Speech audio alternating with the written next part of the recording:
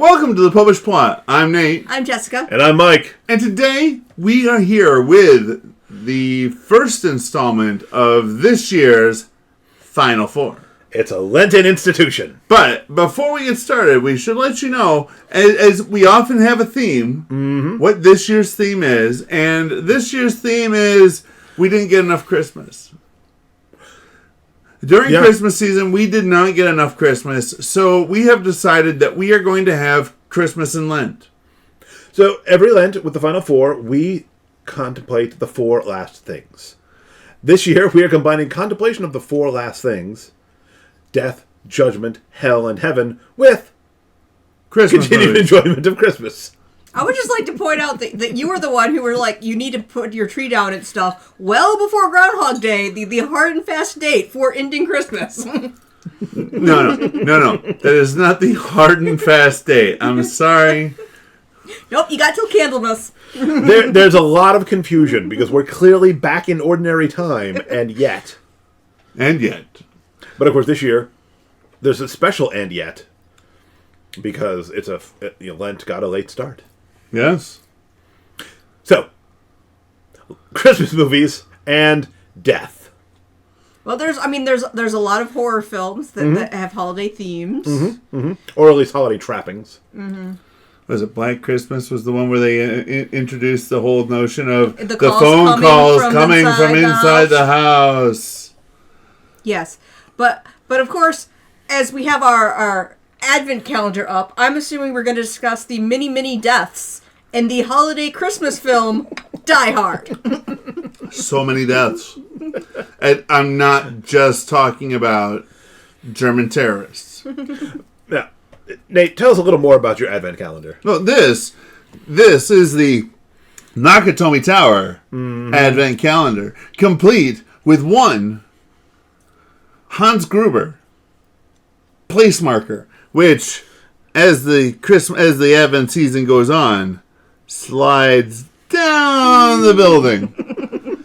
Up here, on day one, 33rd floor, Nakatomi Tower. Day 24, lobby, entrance, exit, women's housewares.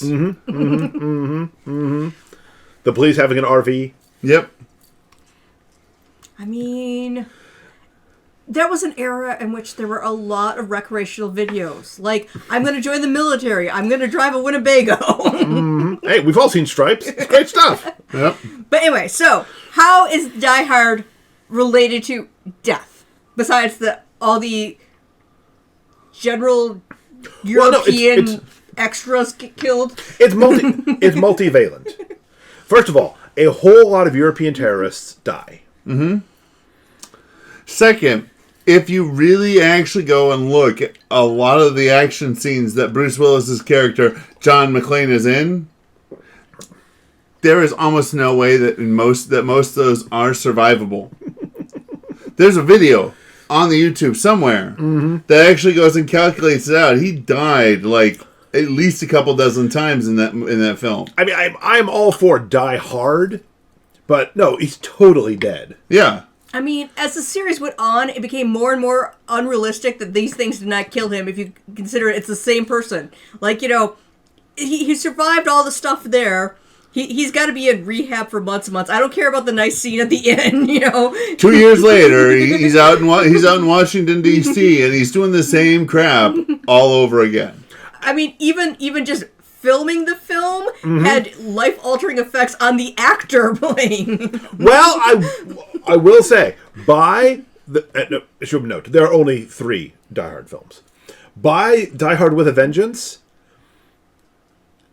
John McClane is in pretty rough shape. Now, you could say it's because he just has a very bad hangover, as he himself says over and over again, but I think you're both correct. There's a lot of cumulative damage that's happened through his multiple encounters with international terrorism.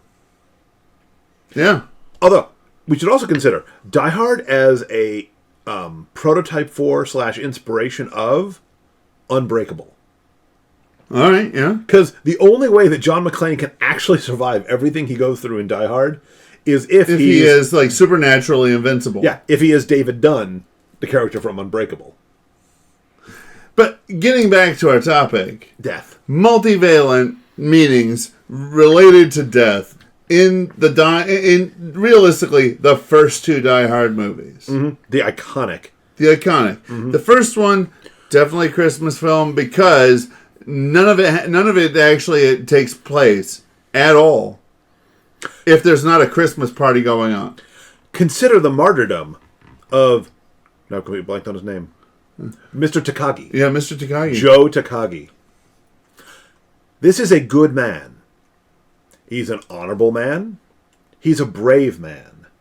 And he is faced with monstrous injustice. And in the face of threats against his life, he doesn't lie. He doesn't scheme. Not like Ellis. He doesn't beg. He doesn't beg. He has too much pride for that. In fact, he tells them straight out, if it's I give you this or you kill me, you might as well kill me because I can't give you what you want. There will come a moment for each one of us when we will face death. Will we face it with the grace of a Joe Takagi?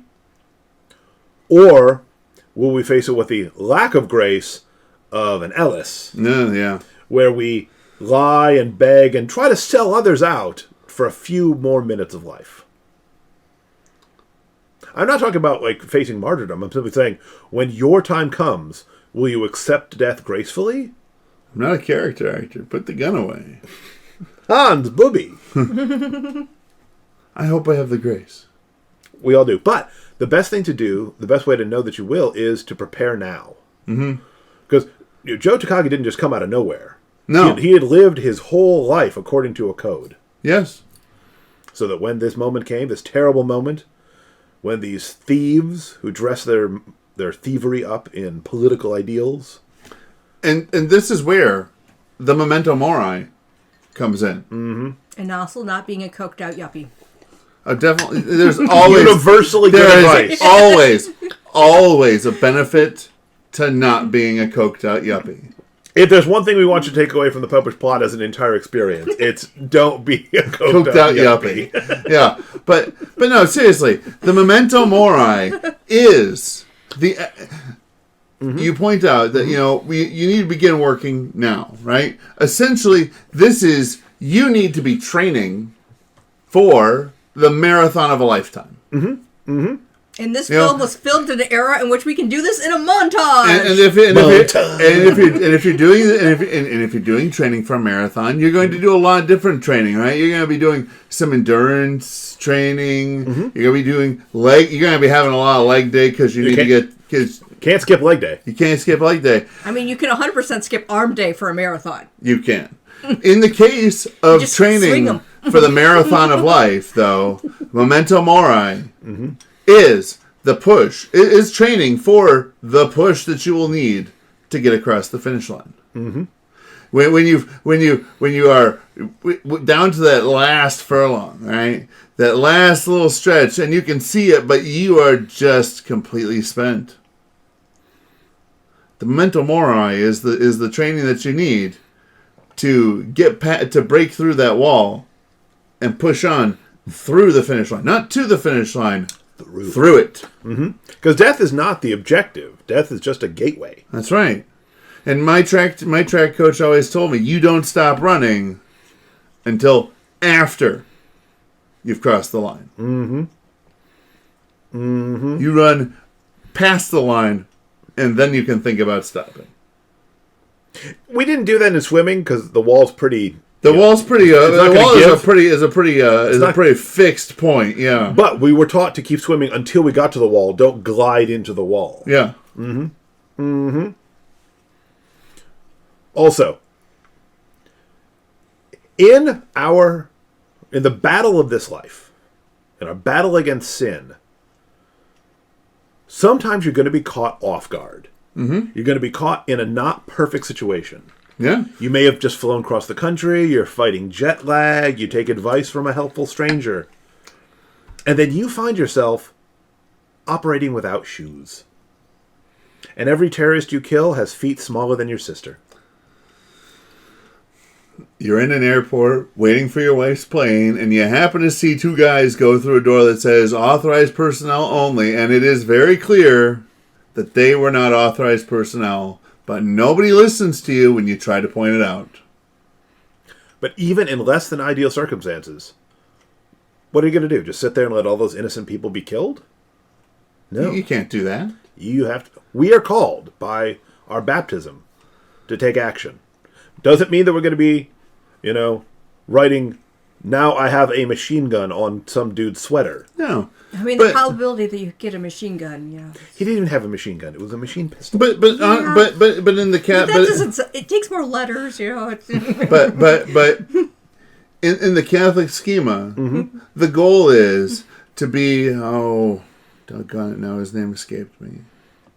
The priest from the camps. Maximilian Kolbe. Yes. Our call is to be the Maximilian Kolbe. Who, when he sees somebody who's going to be killed, says, take me instead. Who, when they put him in a starvation bunker, they have to poison him to death because he's fitted himself through years of fasting.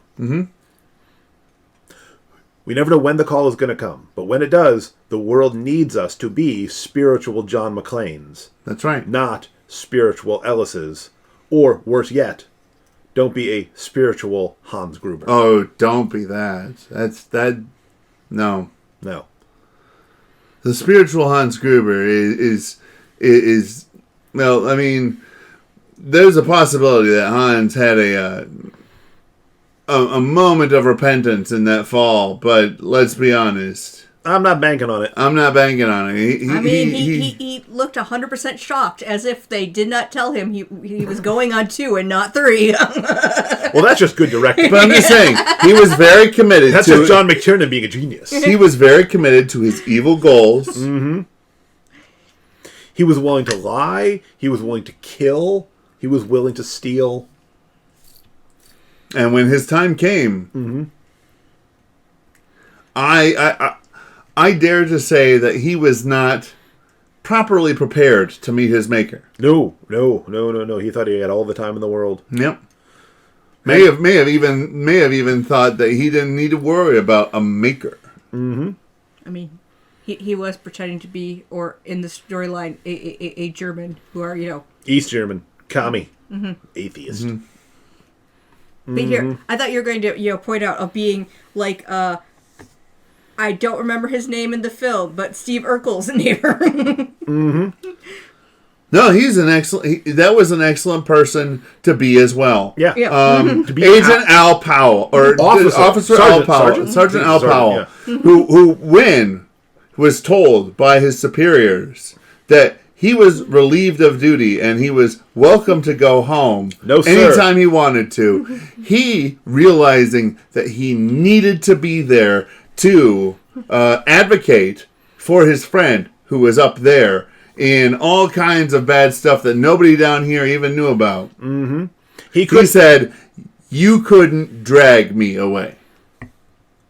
We're not all called to be John McClanes. Some of us are called to be Al Powells. To support John McClanes in their mission.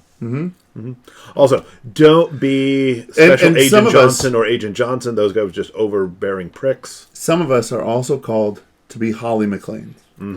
Who never lost faith. You mean Holly Gennaro? Holly Gennaro. It's a Japanese company. Who never lost faith in her husband. Because nobody aggravates people like John McClane. Well, only John could piss somebody off like that. Her whole problem was not that he was not a good cop. If anything, the problem was he was too good at being a cop and therefore did not spend the time with the family he should have. Don't take every lesson. John McClane did several things wrong. But while she was relieved at times to find out that John was still alive, she was never surprised that John was still alive. Although, if I was in the film, I would probably be the driver who was just jamming out Argyle? my tunes. Wait, what's up? something was going on. Although even Argyle took action. Yep, He when took he needed action to. when the time He came. rammed the van and The moment he saw that there was something going on in the place where he was, he kept Theo from getting away. he did what needed to be done. All right, Rammed that ambulance and then got out and punched Theo squarely in the jaw. The many great Christian lessons to be taken from that wonderful Christmas film, Die Hard, and to a lesser but still important extent, Die Hard 2, Die Harder. Yes. Death comes for us all. Will you be ready? Or, if he just took a bus, none of this would happen. In part because it would take him like 3 weeks to get out to California. He'd be like, I'm here for Valentine's Day. It was Christmas Eve. He would have just left earlier.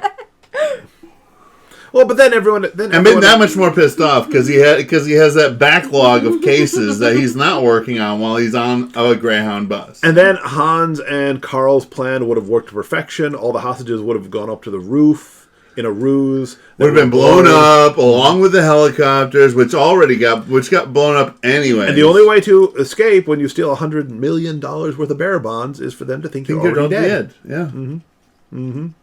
So comment below with another great Christmas movie about death. And until next time, remember to live your faith. Love your faith. Share That love.